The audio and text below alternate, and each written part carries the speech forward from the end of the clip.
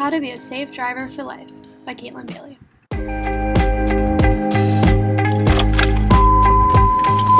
First, remember to put your cell phone out of sight so then it's not a distraction while you drive.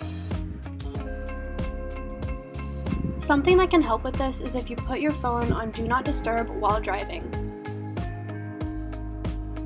Adjust your mirrors before starting the vehicle.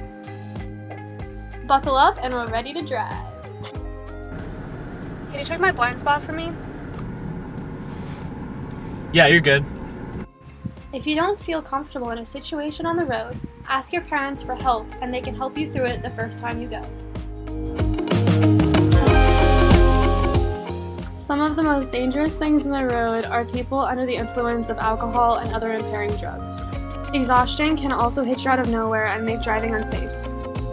Thank you for watching. Go here for more information.